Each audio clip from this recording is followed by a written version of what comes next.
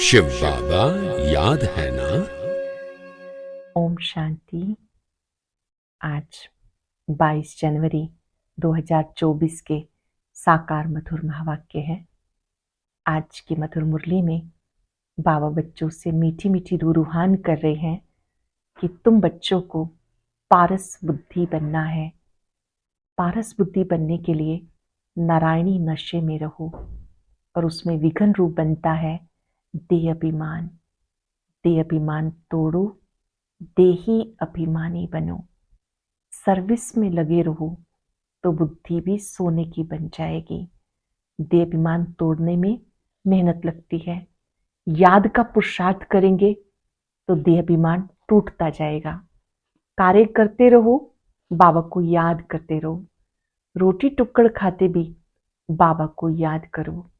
बहुत सुंदर बात बाबा ने समझाई। तुम्हें संपूर्ण पावन बनना है। कर्म इंद्रियों से किसी को भी दुख नहीं देना है। तुम बच्चों को सबको सुख देना है। जो ओटे सो अर्जुन, कदम कदम पर बाबा की श्रीमत पे चलना है। अपने को संगम युगी समझो, बाकी सब अपने को कलयुगी समझेंगे। हम अपने आप को संगम युगी समझेंगे तो पुरानी दुनिया से, देह से उपराम रहेंगे। सुनते हैं बाबा के मधुर बोल। बाबा ने कहा, मीठे बच्चे, तुम्हें संपूर्ण पावन बनना है, इसलिए कभी किसी को दुख नहीं दो। कर्म इंद्रियों से कोई विकर्म ना हो। सदा बाबा के फरमान पे चलते रहो। तुम्हें संपूर्ण पावन बनना है, कभी किसी को दुख नहीं दो। कर्म इंद्रियों से कोई विकर्म ना हो। सदा बाबा के फरमान पर चलते रहो। क्वेश्चन है, पत्थर से पारस बनने की युक्ति क्या है? कौन सी बीमारी विघन रूप बनती है? पत्थर से पारस बनने की युक्ति क्या है? कौन सी बीमारी विघन रूप बनती है? पत्थर से पारस बनने के लिए पूरा नारायणी नशा चाहिए। देह अभिमान टूटा हुआ हो। देह अभिमान कड़े से कड़ी बीमारी है। जब तक देही अभिमानी नहीं, तब तक पारस नहीं बन सकते। पारस बनने वाले बाबा के मददगार बन सकते हैं। सर्विस भी तुम्हारी बुद्धि को सोने का बना देगी। इसके लिए पढ़ाई पर पूरा अटेंशन चाहिए। ईश्वरीय पढ़ाई पर फुल अटेंशन चाहिए। ओम शांति। रूहानी बच्चों प्रति रूहानी बाप सावधानी देते हैं, बच्चे अपने को संगम युगी समझो। सतयुगी तो नहीं समझेंगे। तुम ब्राह्मण ही अपने को संगम युगी समझेंगे और तो सब अपने को कलयुगी समझेंगे। बहुत फर्क है सतयुग और कलयुग, स्वर्गवासी और नरकवासी। तुम तो न स्वर्गवासी हो न नरकवासी, तुम हो पुरुषोत्तम संगम युगवासी। इस संगम युग को तुम ब्राह्मण ही जानते हो और कोई भी नहीं। तुम भले जानते भी हो परंतु फिर भूल जाते हैं। अब मनुष्यों को कैसे समझाएं? वो तो रावण की जंजीरों में फंसे हुए हैं। राम राज्य तो है नहीं, रावण को जलाते हैं। इससे सिद्ध है कि रावण राज्य है। राम राज्य क्या है, रावण राज्य क्या है, ये तुम समझते हो नंबरवार। बाबा आते संगम युग पर। ये भेंट भी अभी की जाती सतयुग और कलयुग की। कलयुग में रहने वालों को नरकवासी, सतयुग में रहने वालों को स्वर्गवासी कहते हैं। स्वर्गवासी को पावन, नरकवासी को पतित कहते हैं। तुम्हारी तो बात ही निराली है। तुम इस पुरुषोत्तम संगम युग को जानते हो। तुम समझते हो हम ब्राह्मण हैं। वर्णों वाला चित्र भी बहुत अच्छा है, इस पर तुम समझा सकते हो। कंट्रास्ट बताना चाहिए। जो मनुष्य अपने को नरकवासी, पतित, कंगाल समझे, लिखना चाहिए अब ये पुरानी कलयुगी दुनिया है, सतयुग स्वर्ग नई दुनिया है।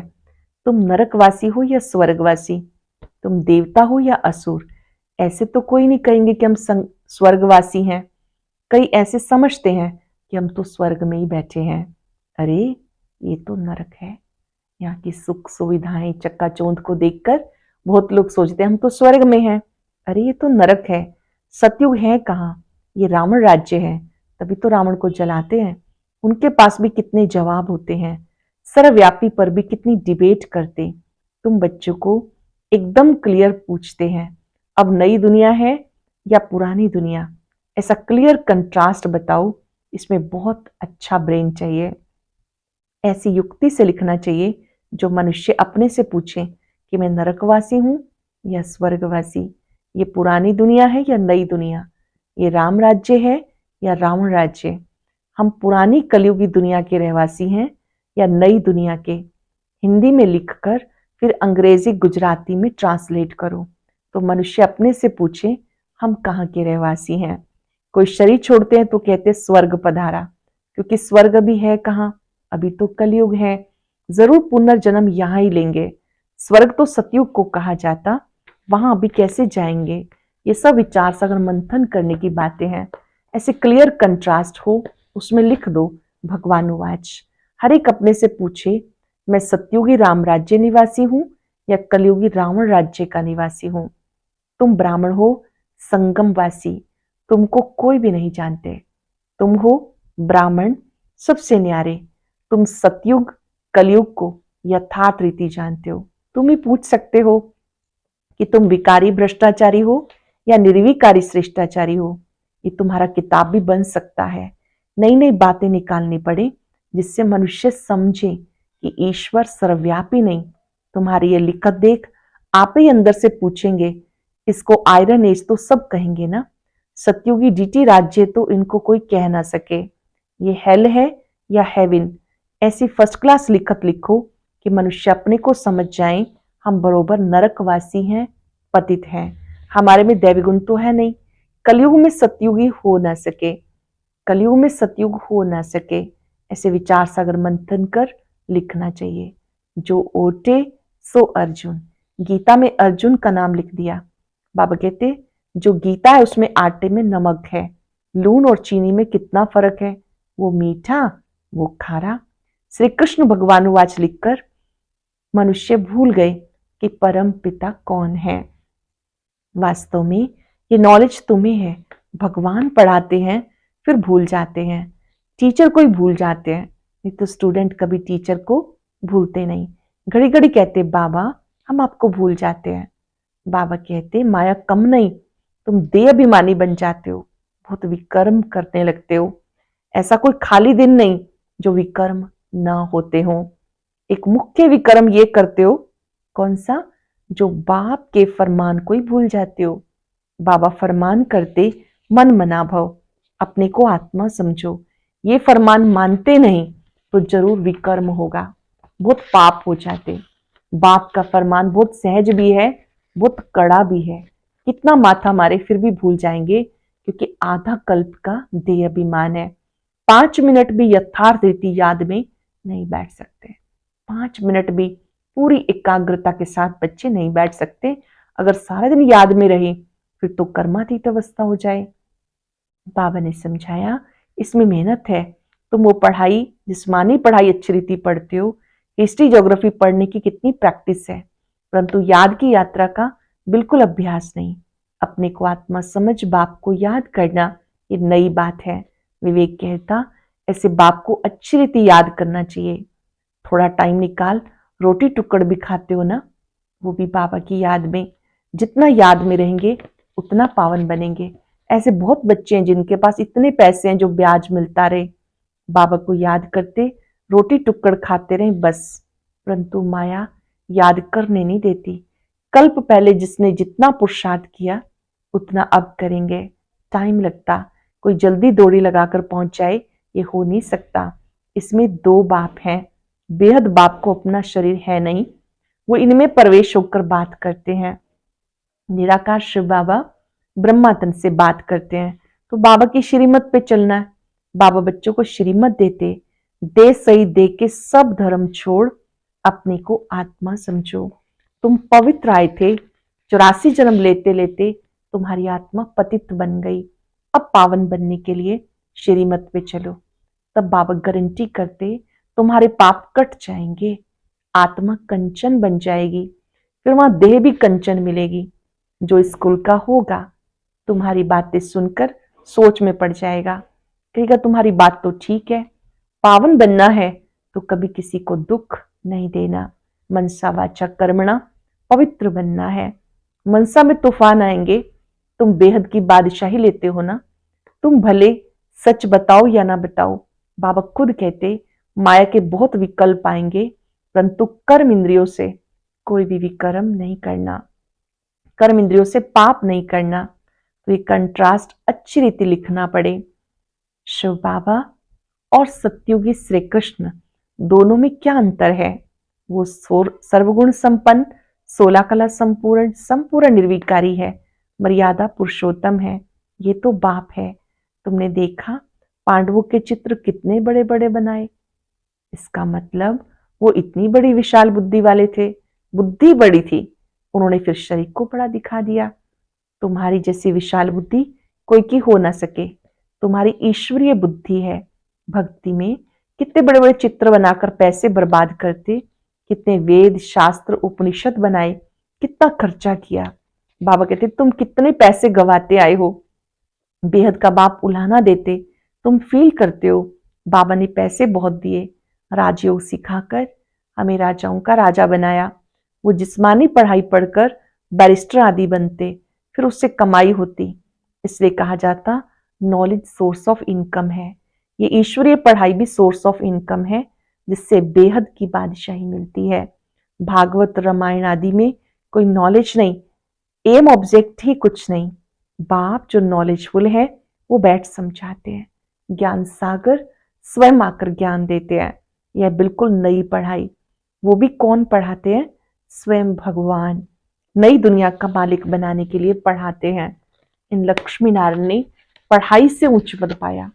कहाँ राजाई कहाँ प्रजा। कोई की तकदीर खुल जाए तो बेड़ा पार। स्टूडेंट समझ सकते हैं हम पढ़ते हैं फिर पढ़ा सकते हैं या नहीं। पढ़ाई पर पूरा अटेंशन देना है। पत्थर बुद्धि होने के कारण कुछ भी समझते नहीं। तुम्हें बनना है सोने की बुद्धि। वो उनकी बनेगी जो सर्विस में रहेंगे। बैज पर किसको समझा सकते हो?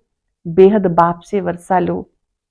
भारत स्वर्ग था ना, कल की बात है। कहाँ 5000 वर्ष की बात, कहाँ लाखों वर्ष की बात। कितना फर्क है। तुम समझाते हो तो भी समझते नहीं, जैसे बिल्कुल पत्थर बुद्धि।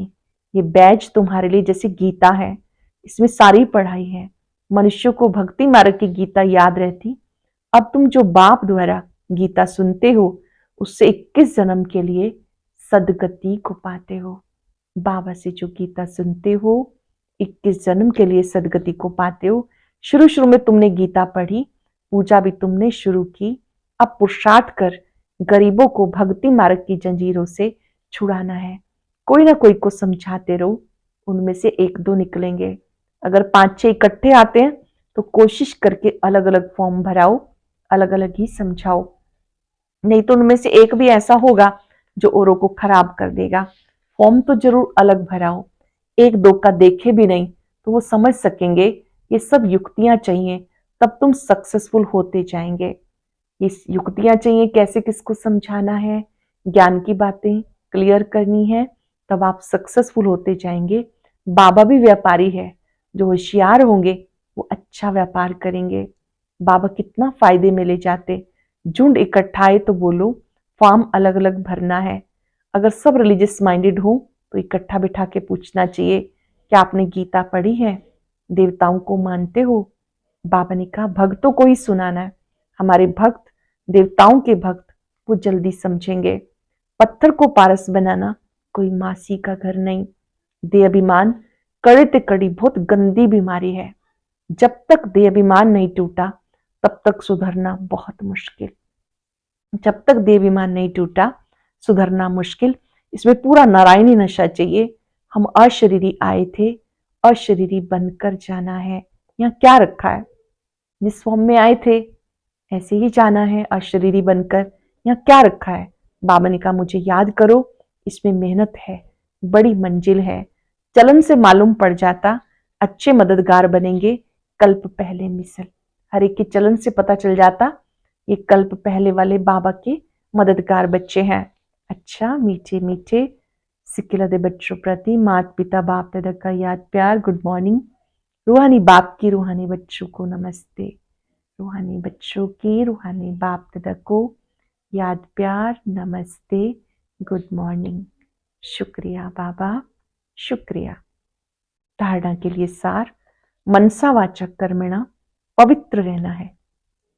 कर्म इंद्रियों से कोई विकर्म ना हो, इसकी संभाल करनी है। आत्मा को कंचन बनाने के लिए याद में जरूर रहना है। देह अभिमान की कड़ी बीमारी से छूटने के लिए नारायणी नशे में रहना है। देह अभिमान की कड़ी बीमारी से छूटने के लिए नारायणी नशे में रहना है। अभ्यास करो, अशरीरी आए थे, अशरीरी बनकर वापस जाना है। आज का वरदान है, योग करने और कराने की योग्यता के साथ साथ प्रयोगी आत्मा भव। योग करने और कराने की योग्यता के साथ साथ प्रयोगी आत्मा भव। बाप दादा ने देखा बच्चे योग करने और कराने दोनों में होशियार हैं, तो जैसे योग करने कराने में योग्य हो, ऐसे प्रयोग करने में योग्य बनो, औरों को भी बनाओ। अभी प्रयोगी जीवन की आवश्यकता है। सबसे पहले चेक करो अपने संस्कार परिवर्तन में कहां तक प्रयोगी बने हैं। सबसे पहले क्या चेक करेंगे, अपने संस्कार परिवर्तन में कहां तक प्रयोगी बने हैं, क्योंकि श्रेष्ठ संस्कार ही श्रेष्ठ संसार की रचना की नींव है। अगर नींव मजबूत है तो अन्य सब बातें स्वतः मजबूत हुई पड़ी हैं। बाप दादा ने देखा बच्चे योग करने कराने दोनों में होशियार हैं, तो जैसे योग करने कराने में योग्य हो, ऐसे प्रयोग करने में योग्य बनो, औरों को भी बनाओ। अभी प्रयोगी जीवन की आवश्यकता है। सबसे पहले चेक करो संस्कार परिवर्तन में कहां तक प्रयोगी बने हैं, क्योंकि श्रेष्ठ संस्कार ही श्रेष्ठ संसार की रचना की नींव है। अगर नींव मजबूत है तो अन्य सब बातें स्वतः ही मजबूत हुई पड़ी हैं। अगर योग का प्रयोग अपने संस्कारों पर करेंगे तो नींव मजबूत हो जाएगी। अपनी नींव मजबूत है तो हम औरों की भी बना सकेंगे। स्लोगन है, अनुभवी आत्माएं कभी वायुमंडल व संग के रंग में नहीं आ सकती।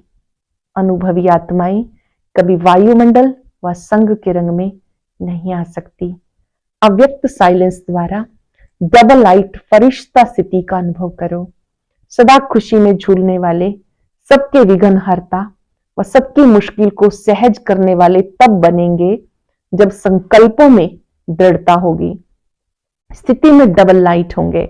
मेरा कुछ नहीं, सब कुछ बाबा का है। जब बोझ अपने ऊपर रखते हो तब सब प्रकार के विघ्न आते हैं। मेरा नहीं तो निर्विघ्न रहेंगे। सदा खुशी के झूले में झूलने वाले, सबके विघ्न हरता, सबकी मुश्किल को सहज करने वाले तब बनेंगे जब संकल्पों में दृढ़ता होगी। स्थिति में डबल लाइट होंगे। मेरा कुछ नहीं, सब कुछ बाबा का है। जब बोझ अपने ऊपर रखते हो तो सब प्रकार के विघ्न आते हैं। मेरा नहीं तो निर्विघ्न है। आज हम सब अभ्यास करेंगे, मैं प्रयोगी आत्मा हूं। बाबा ने बहुत सुंदर योग हमें सिखाया है। यही सहज योग है, कर्म योग है। यही वो योग है जो संस्कार परिवर्तन करता है। कोई भी एक संस्कार को अंडरलाइन करें, इसका प्रयोग करते हुए, योग के प्रयोग से अपने संस्कार को बदलना है।